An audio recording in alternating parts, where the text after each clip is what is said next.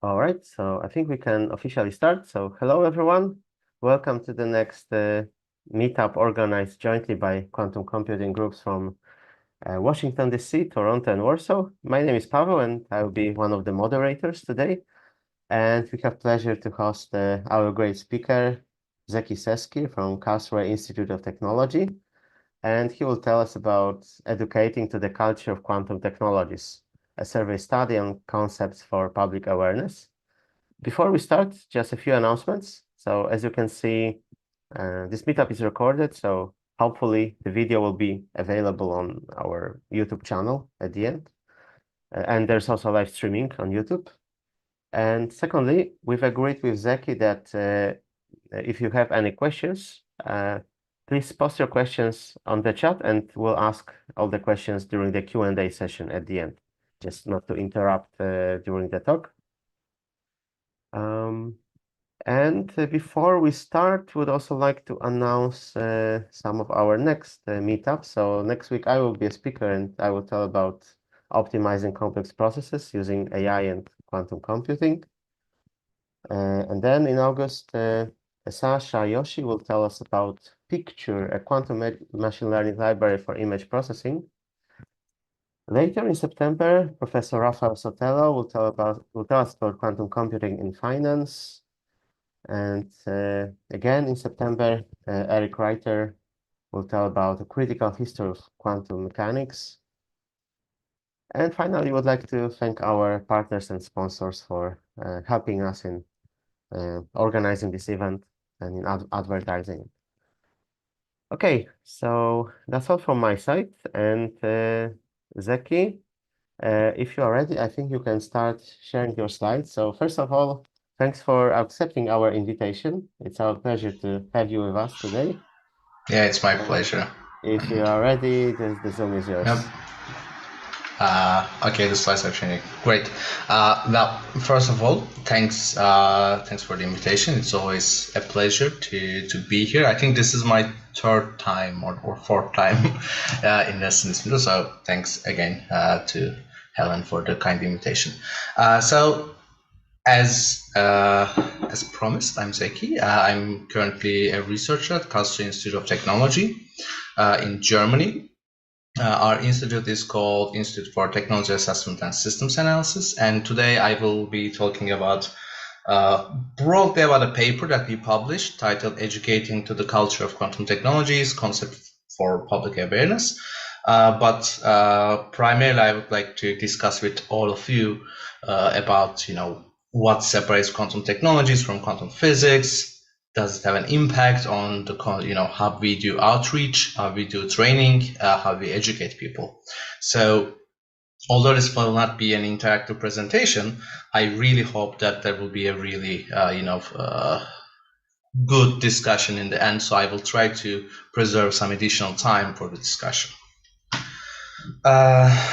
So if you are interested in anything that you hear during this talk, please feel free to contact me via email or connect me on LinkedIn. I'm pretty open to everyone.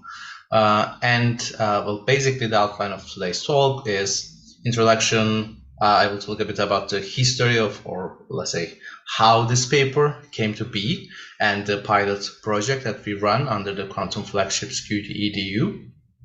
I will introduce briefly the concept of cultural scientific storytelling and discipline cultures. I will talk about the survey, some findings, some advertisements, and then conclude. A very brief disclaimer. Our institute's name in English is Institute for Technology Assessment and Systems Analysis, but in German it is Institut für Technikfolgenabschätzung. So we are interested in the consequences of technology, so not just technologies themselves. So there's an entire field called TA, Technology Assessment. So if you're interested in it, I would strongly recommend you to check. We work closely with the Office of Technology Assessment at the German Bundestag, so that's the German Parliament, and the panel for the future of science and technology in the European Parliament, which is in Brussels. We have an ongoing project at the Institute called QTech, Quantum Technology Innovations for Society, which is intentionally vague, so we wanted to be able to give us some room to operate a bit broadly. We have three main topics under this project. So the landscaping of the Qt ecosystems. So we have papers on startups, publications, patents.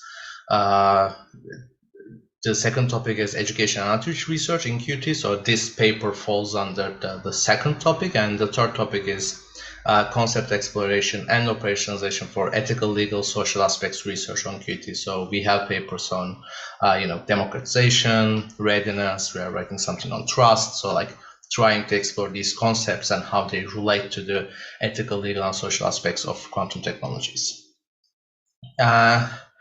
As I mentioned, this talk is primarily about a published paper that is published that was published earlier this year. In the European Journal of STEM Education. It's open access. If you're interested, you're more than welcome to check out and read the actual paper. And this is like I'm sure you have seen this more than 100 times.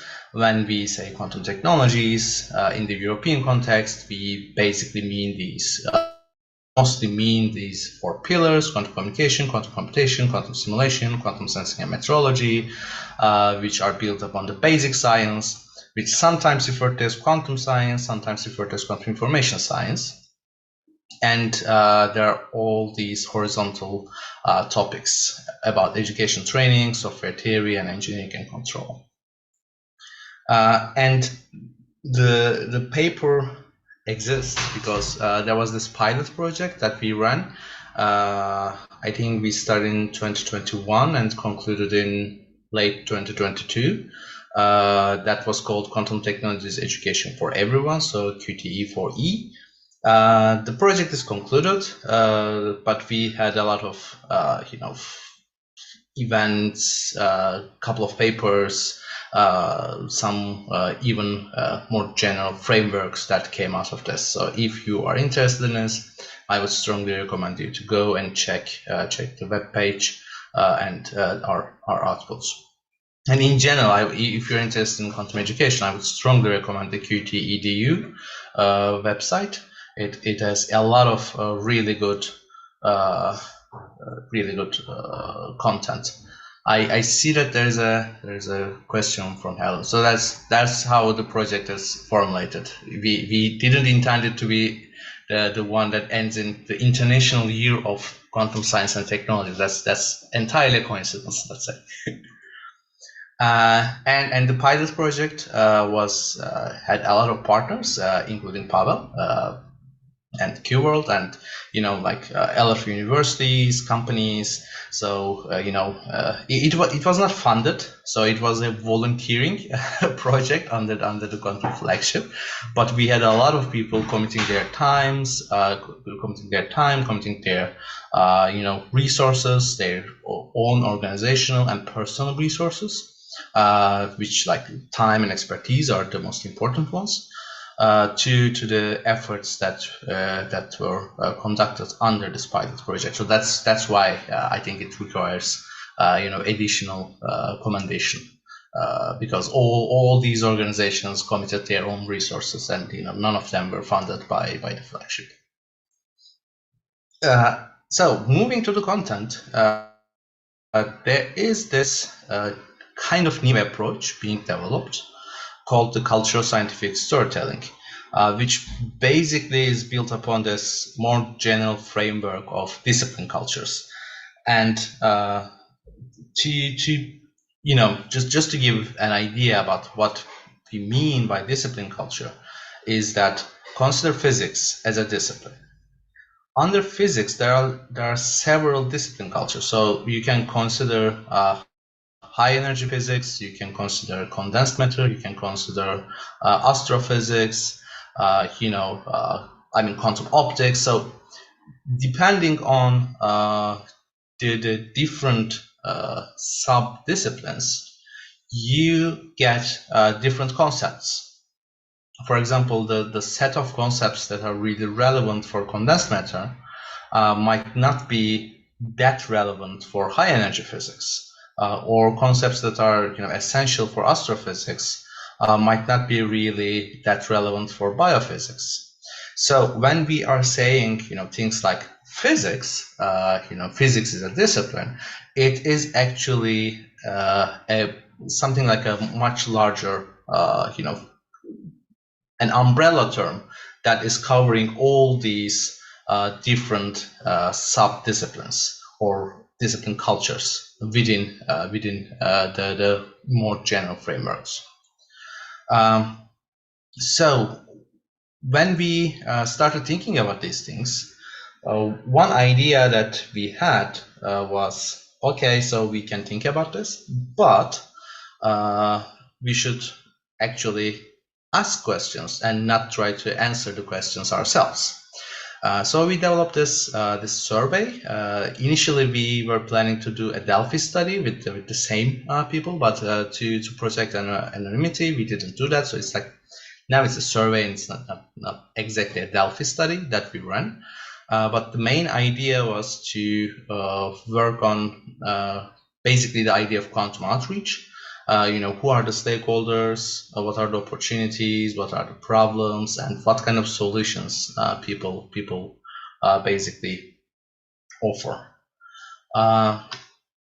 We kicked off the pilot project, as I said, in 2021.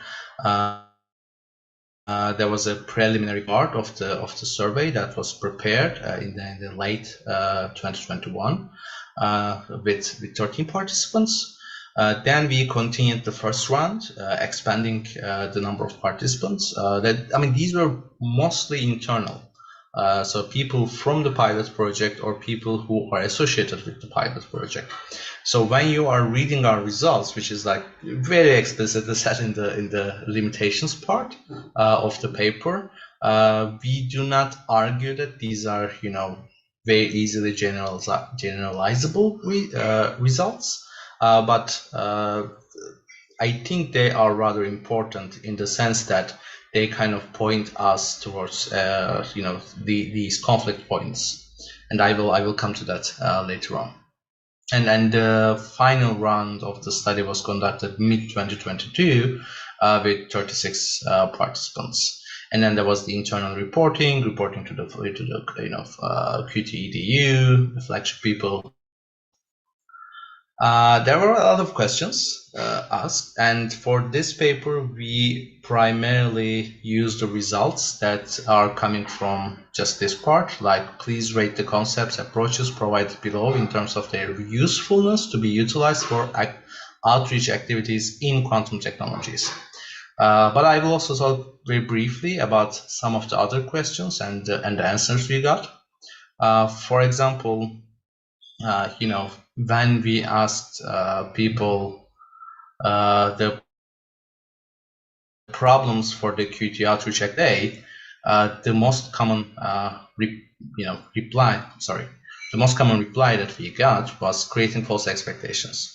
So I think a lot of us can relate to this issue, especially a couple of years earlier. So remember that this data is from 2021 and 2022. A lot of us were more worried, and maybe still a lot of us are, about creating false expectations, basically like creating hype and falling for hype messages. So it's not just that we are creating these false expectations, but we ourselves are also falling for these hyped messages because we also learn from each other. So nobody in the field knows everything going on in all of the different quantum technologies field. So it's kind of easy to mislead each other as well. The third problem mentioned was engagement problems and mismatches. So, expectations from the audiences versus what the outreach practitioner wants to talk about, which is kind of important in our case as well. And I will come to that. And, lack of curriculum development, lack of trained scientists on outreach, challenges in explanation of quantum mechanics, lack of demonstration. So, I think all of us can relate to these problems on certain levels. So this is kind of a general information on our participants. So most of the participants were from EU countries, some were from Southeast Asia, UK, USA, and some other countries. So when we ask people to rate these different concepts, so this is the ordering. So like superposition, people thought that it was the most important concept, measurement, quantum state, qubit, entanglement, technological concepts. So these were the most useful concepts to be utilized for outreach purposes. And you can actually see that spin, which is like a very important concept in quantum physics, was ranked rather low. And this actually created some issues within the pilot. So there were some people who wanted us to redo the analysis, check the data again. I don't understand your question. Can you unmute and ask? You're referring to me. I was saying about these negative questions. So you're asking people about things which would have a negative impact, rather than asking people about the positive impact of quantum technologies. You understand what I mean? You can see the list of the questions on the screen right now. I don't think these are about negative. So we ask about problems, but also opportunities. We ask about solutions as well. Yeah, okay. Yeah, maybe that I read quickly, but I had this impression that it was kind of negative. No, that is probably why. I mean, I only showed this one, and it's all in red. Yeah, but false expectation, falling hype, engagement. It appears to be kind of negative, but you're right. No, but I mean, maybe the issue is that these are the problems. I haven't shown you the solutions. Yeah. Okay. Yeah. Thanks. Yeah, no problem. So as I mentioned, spin as a concept, it is something very dear to quantum physicists, and some people were not really happy to see spin ranked this low, and they basically asked us to redo the analysis. Maybe we did something wrong. It must have been a very important concept, and I think you will see why this is an issue when you look at some of the comments that we received, because there were like also an open-ended comment section on the survey. For example, one of the participants said, globally, this study seems to assume quantum technologies is only a problem of physics and/or physicists. A quite large part of the work involves computer scientists. And there are already problems in communicating this towards the physics community. This difficulty of communication goes both ways. And another comment was, more and more I notice funding being a problem. I would love to work on this, but unless I bring money for it to the university, they say it's not my job. And the third comment is also, I think, really good in the sense, quantum technology is still for people who study physics or doing PhD in some scientific subjects. It is still hard for the general public to understand it and practice it. Nowadays, most people don't really talk about it. This technology may be one of the many technologies in the US. I don't expect a lot of people will be interested in this technology since there are many other technologies. So when you read comment 3 and comment 1, you can see that even within our participants, there was a confusion about, who quantum technologies are for, or who are developing these technologies, because the general assumption, and it was also my assumption until a couple of years ago, is that this is a field of physics. So like quantum physics is basically a subfield of physics. Therefore, quantum technologies are very, naturally falls under the umbrella of quantum physics, therefore physics. But especially in the last couple of years, if you look at how things are progressing, there are a lot of people from computer science, there are a lot of people from information science, there are a lot of people from different parts of engineering.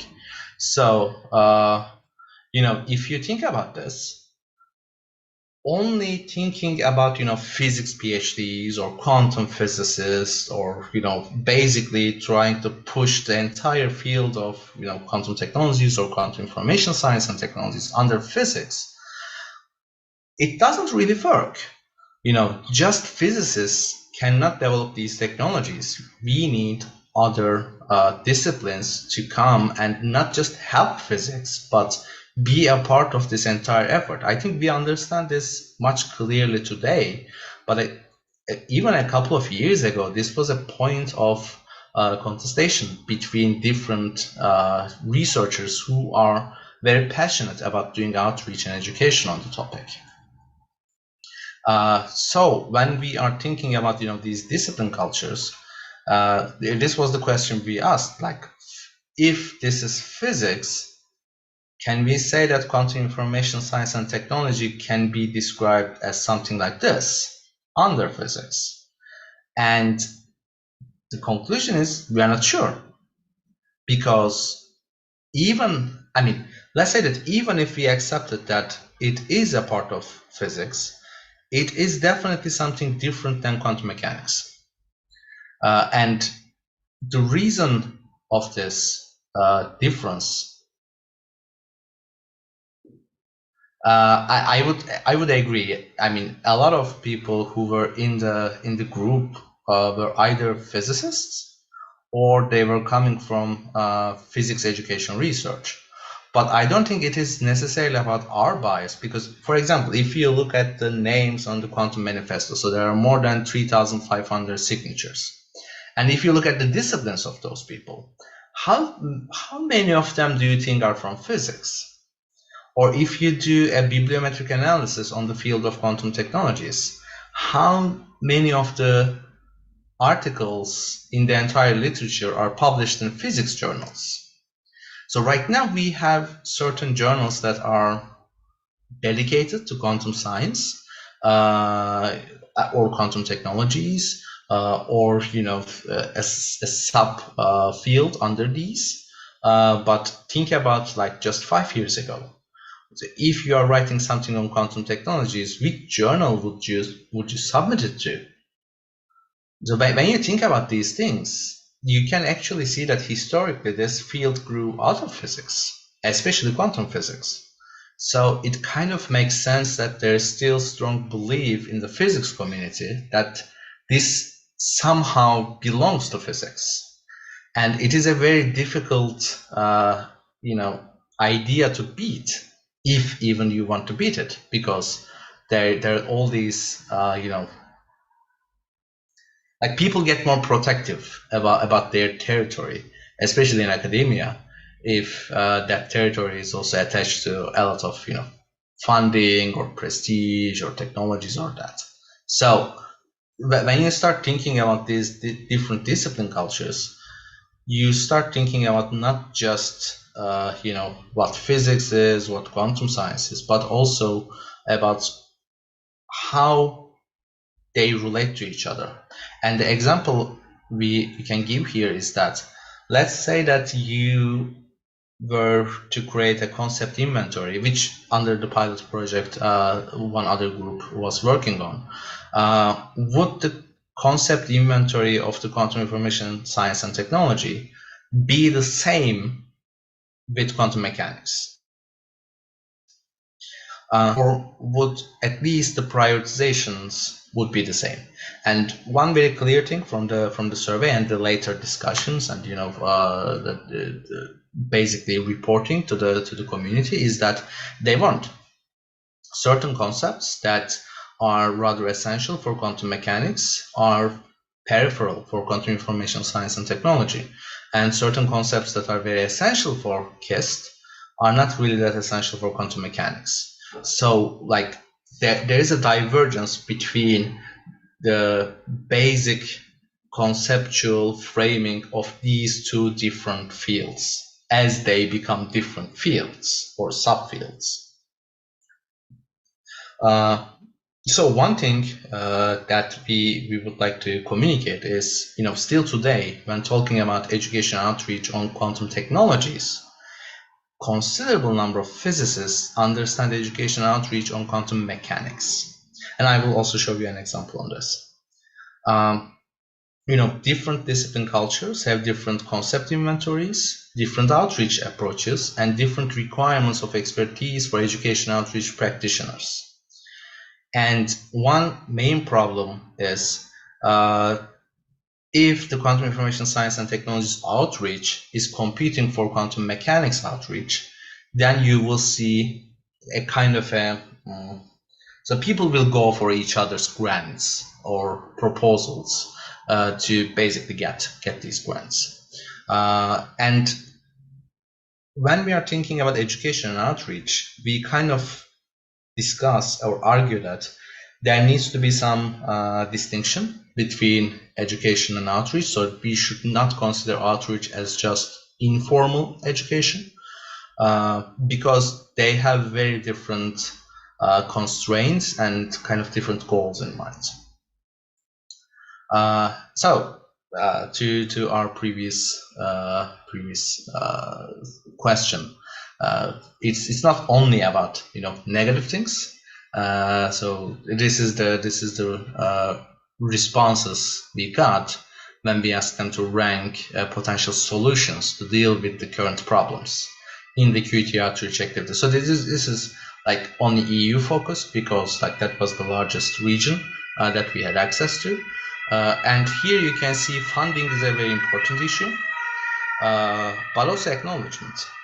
So even if you are getting funding, but you are not getting the proper acknowledgement of the importance of your activities, then it would become harder for you to continue doing that. So if it's like, oh, this is nice, but this is not really important, that's the attitude you are getting from your department, you are much less inclined to do it. And this is very straightforward, but to see that it was on par with the funding problem on the data set was kind of interesting for us. Another issue is about continuous funding of effective outreach tools. So you can have outreach tools, but those tools need to be effective because outreach resources are scarce, and you are competing with a lot of different technologies for the attention of the public. So you do not have, it's not like education that you have a classroom of students that they have to listen to you, let's say. People who are attending these outreach activities, they can go to something on AI outreach, they can go to something on biotech outreach, they can go to something on high energy physics outreach. So if your outreach tools are not good, or let's say effective, then you will not be able to basically achieve your goals because you do not get that amount of attention from the public. And of course, for this, to kind of understand whether your tools are effective or not, you need to evaluate your activities. So that is also kind of something important. You need to do assessment both your tools and your activities. And this was something that was rather missing in 2022. And I still think that this is quite missing from the outreach activities. We do not have good assessment tools to assess whether an outreach activity was successful or not. I mean, of course, we can look at the numbers of participants, try to do kind of pre-test, post-test kind of analysis, but they are very crude and they are not really that revealing on what actually works and what doesn't. And for that, coming out of the pilot project, so Marilu and some of our colleagues, they ran this special issue in Frontiers in Quantum Science and Technology, and basically they argue, as I previously mentioned, similar to physics education research, we should also have something like physics outreach research. And again, as you can see, this is physics outreach research. So it's not quantum technologies outreach research. So there are all these conceptual vagueness in these topics. But I mean, even without quantum technologies, I really think that having a dedicated research program for outreach would be beneficial for all of us who are involved in outreach. And the reason we should be involved in outreach is that nature abhors vacuum. And if we don't talk about quantum stuff, let's say, someone else will talk about quantum stuff. And if you are, thinking that, science communication, it is difficult, so it requires a lot of resources, what is the worst case scenario if we don't do it? I don't think it's the worst case scenario, but you get quantum pilates out of it.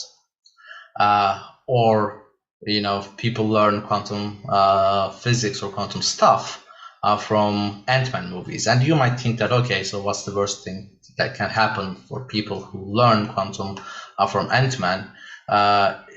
I don't think you have seen the last Ant-Man movie. So apparently there are quantum people in the quantum realm.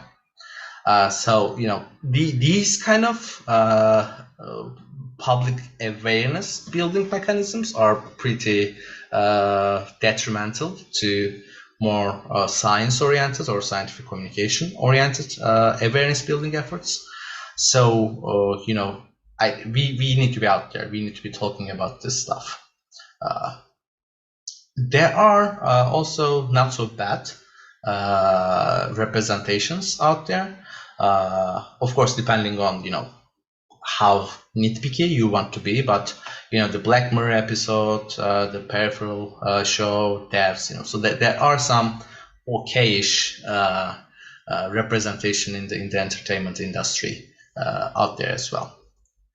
But one other important point why outreach is important is because it is an important tool in combating something that is called the quantum divide. So that's basically the continuation of the digital divide, like access to internet, access to IT technologies. So there are these kind of different divides being formed because access to technology, not even knowing about the technology, or not being able to comprehend or process the incoming knowledge or information on these technologies. And this is not, again, just our problem in terms of creating a proper workforce that will populate the quantum industry in the upcoming years.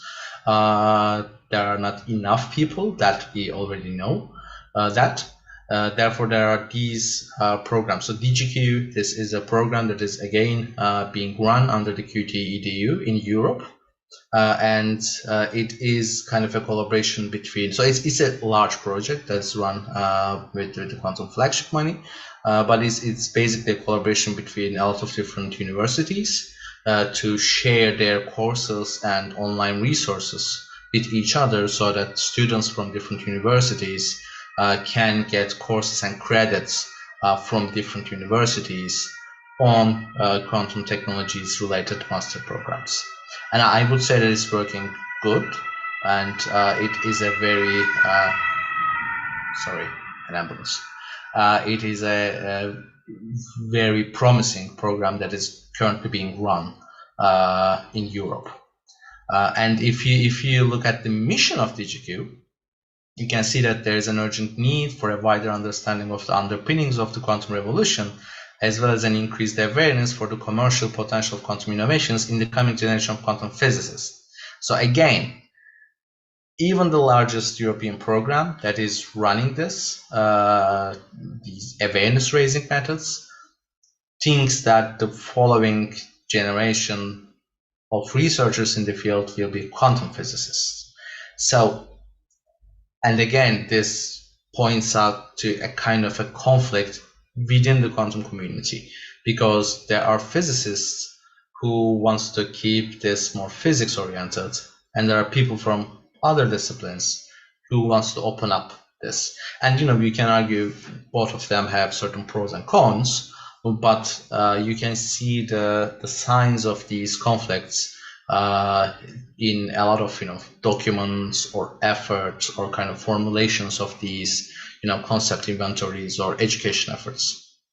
There is of course another program that is focusing on basically industry, so that's called QT Indu, and if you're interested, I would strongly recommend you to check their work as well. And again, so that was Europe. In US, there are a lot of efforts as well, but more globally, I would strongly recommend you to check. So this is the advertisement part. I would strongly recommend you to check the Quantum Science and Engineering Education Conference. That has been a part of the IEEE Quantum Week for the last 3 years. This year we will be in Montreal, in Canada, and I will also be a part of this workshop called the Responsible Quantum Readiness. So if you happen to be at IEEE Quantum Week, I would be very happy to meet in person in either of these, either the conference or the workshop. And also, if you happen to be in Karlsruhe in Germany in April, also you can join online. We have been organizing this event series called Responsible Quantum Technologies since 2021. So this year we organized the 4th version, and next year there will be the 5th version. So some conclusions. KIST or QST, depending on how you want to formulate it, is emerging as a separate discipline culture within physics, engineering, computer and information science. So we really don't know where to put it. So it doesn't belong under a single discipline. So it is an interdisciplinary field, but interdisciplinarity is something else. So it is like an emerging thing, and we don't really know where it will end up. It started from physics and a little bit computer science, but right now it is evolving to something else.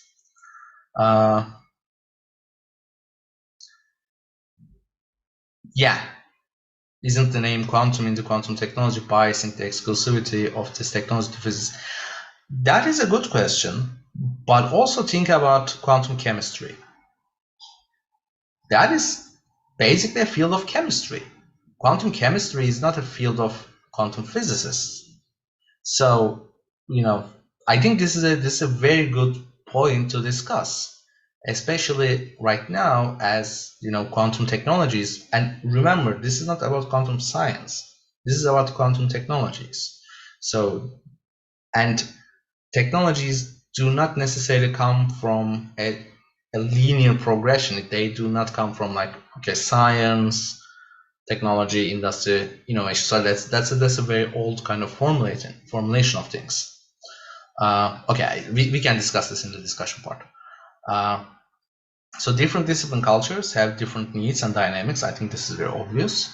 So funding, acknowledgement, and effective tools are required in QT outreach efforts. And to be able to do better outreach, we need to do research on the outreach activities and tools and efforts. And with that, I would like to thank you for your attention, and I would like to discuss. Okay, great. Thank you. Thanks, Zaki, for this great presentation. We have some other questions or comments, more comments on our chat.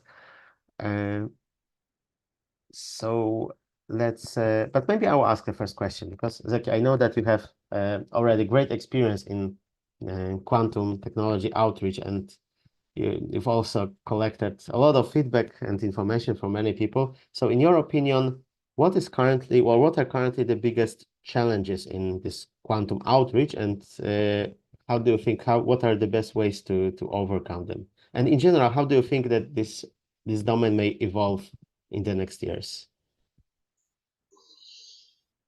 That's a good question. Thanks. Yeah, so at least right now, I mean, I will be a bit controversial, maybe not controversial, but I would say that right now the biggest challenge is competing with AI.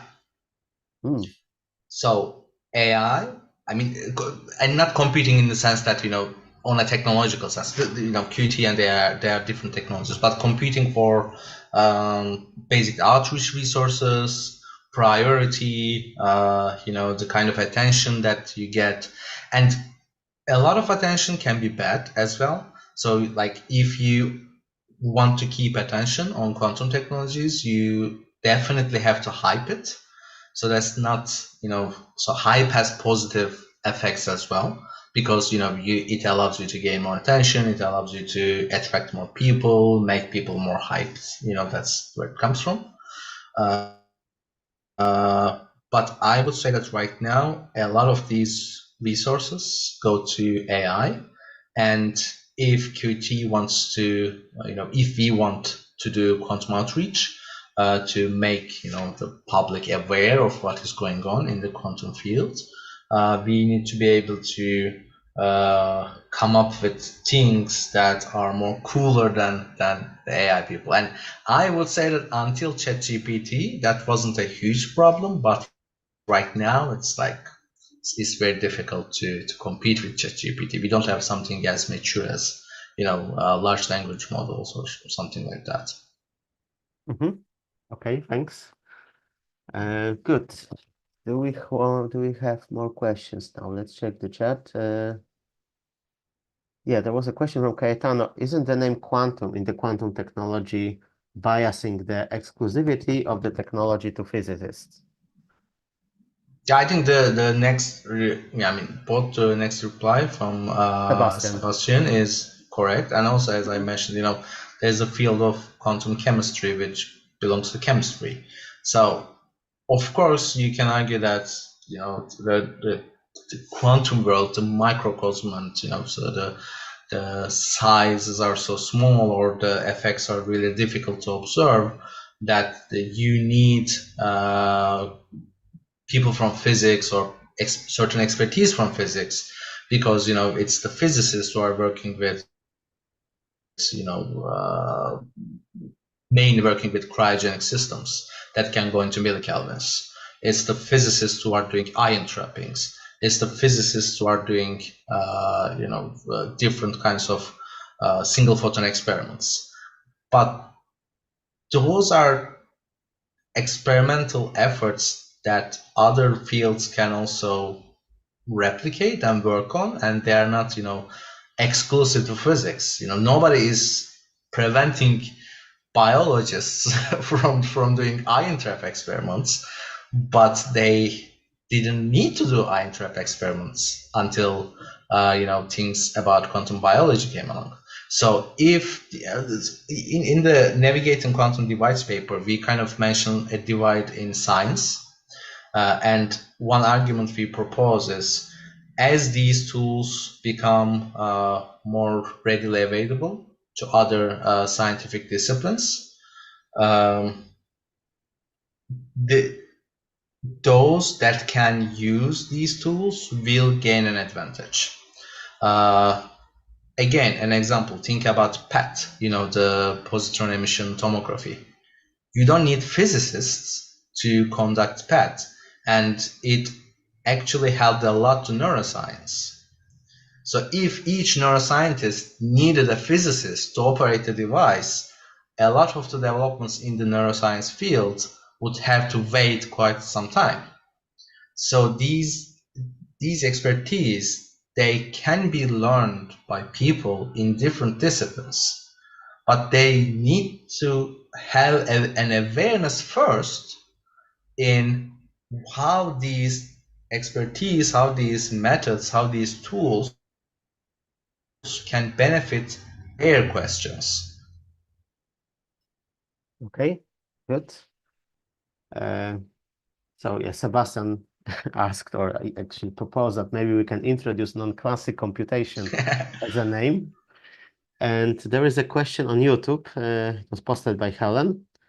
Hi, I'm particularly interested in promotion of quantum tech in business. I come from a completely different background without physics.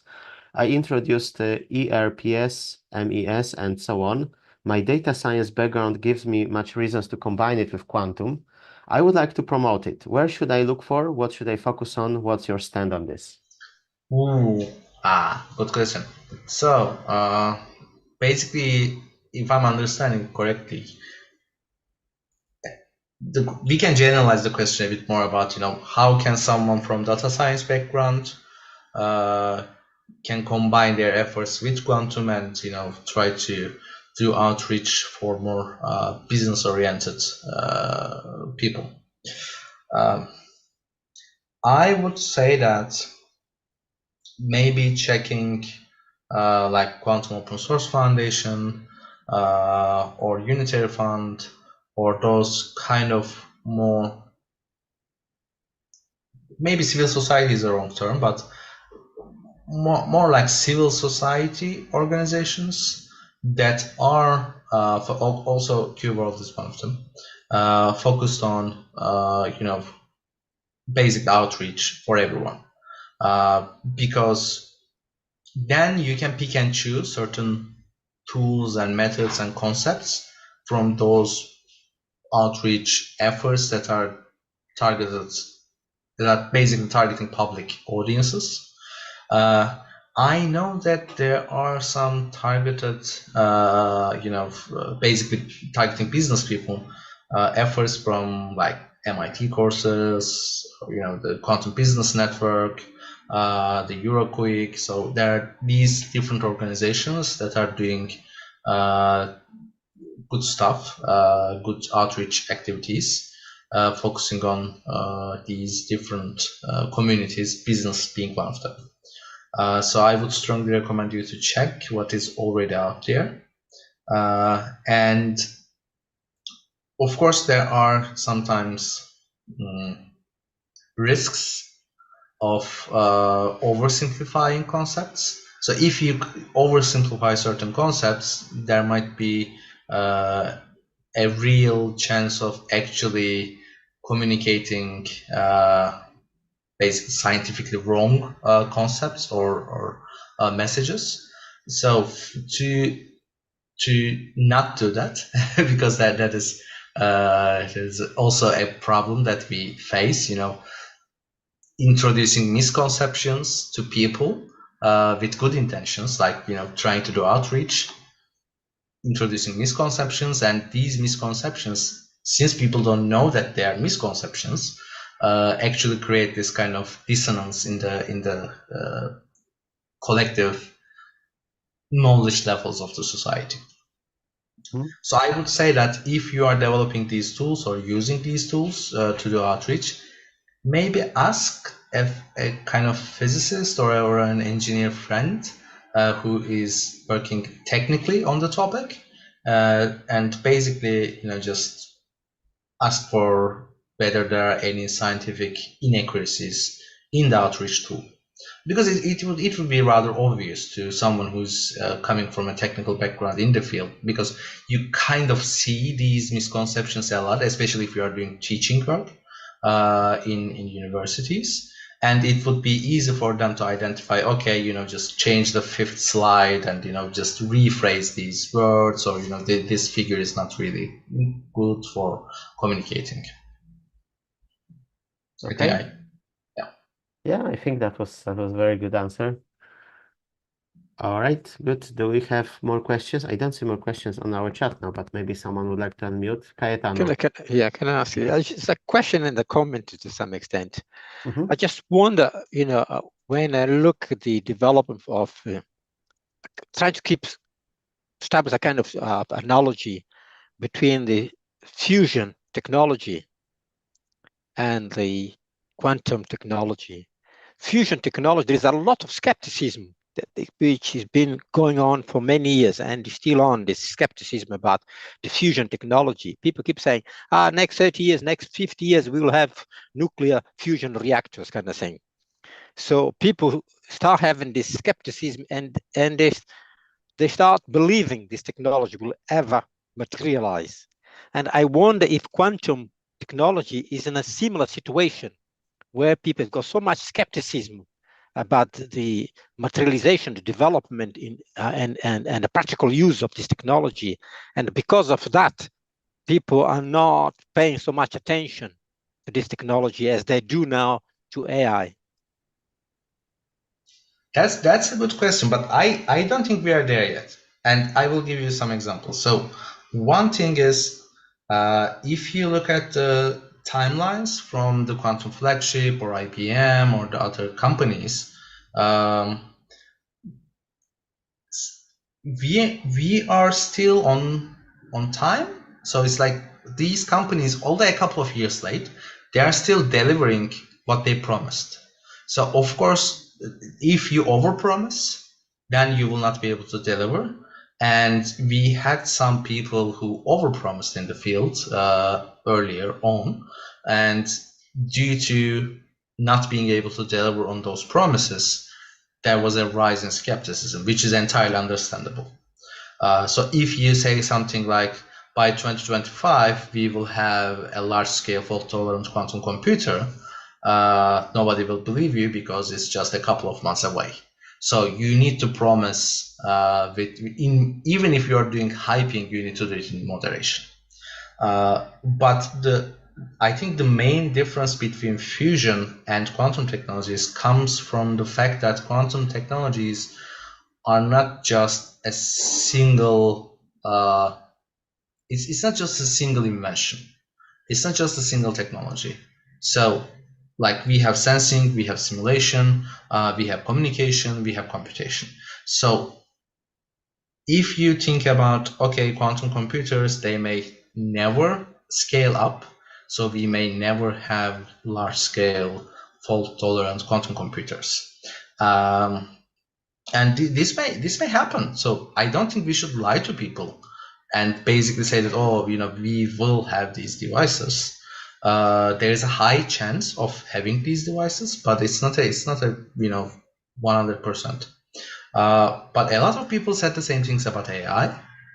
And until ChatGPT, AI was still, when you say artificial intelligence, people were a bit skeptical. When you say machine learning, people were not that skeptical because they know that it works. So if you are doing outreach on quantum technologies, I would strongly recommend to stick with things that are working. So do not go and overpromise and say stuff like, oh, this will solve climate change, this will solve everything, it will be a magic magic solution to all of our problems. But with also the second thing is, fusion has a much longer history than quantum computation. So if you look at quantum computing, basically all the hype, every funding scheme, everything has their roots in Shor's algorithm. So mid-90s. So yes, it is still 30 years. It is still a long time. But fusion has been around for, I don't know, like 70 years, even longer. So I don't think a fusion level skepticism is justified for quantum computers, because it still needs some time, and other than a very few people, nobody's arguing that we will have these devices next year. I don't know whether that answered your question or not. Yeah, you have answered to some extent. It's just still wondering in terms of, you talk about physicists, but I think you mentioned as well, both nuclear fusion and the quantum technologies are multidisciplinary technologies. They're not just physicists. And actually, the problem with the nuclear fusion currently is not a problem of physicists to some extent. It's more engineering problem. And I possibly think that the quantum computing also is also an engineering problem. There are issues like superconductors. It's not a physicist, it's an engineering problem too. Superconductors and the problems of noise and so on. there are a lot of problems there which are associated with other disciplines rather than physics. So I think as we solve these technical barriers, maybe people will become more confident on quantum technologies. I definitely agree. That is a very good point, and that is exactly why we need expertise from other disciplines, and we shouldn't keep this as, you know, just a physicist toy, because, you know, physics can do amazing things, but there are other disciplines with very very good toys that can really help the basically building a large scale fault tolerant quantum computing.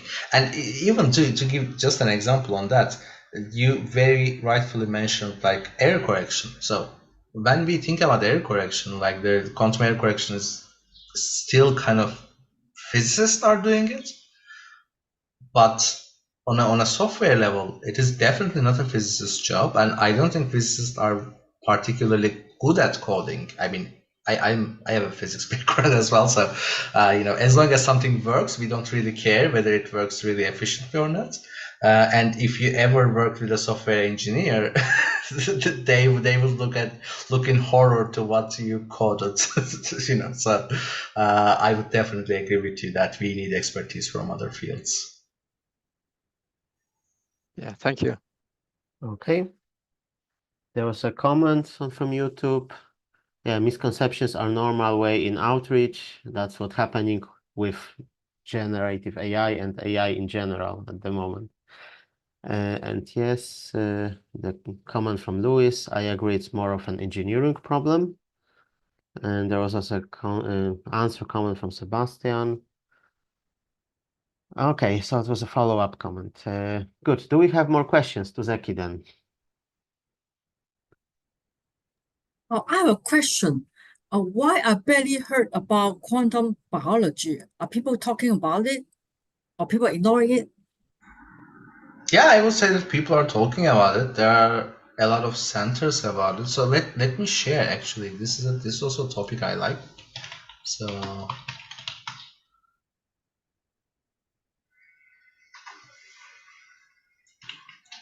this is something I recently encountered, or actually a couple of months ago.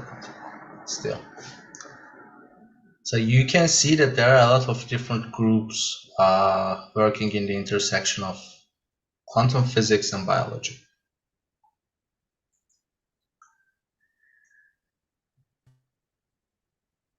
For our audience in YouTube, I just shared it in the Zoom chat.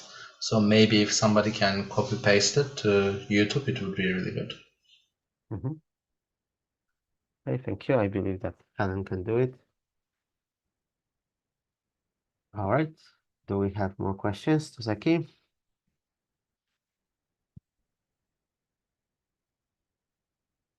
I don't see more questions on our chat.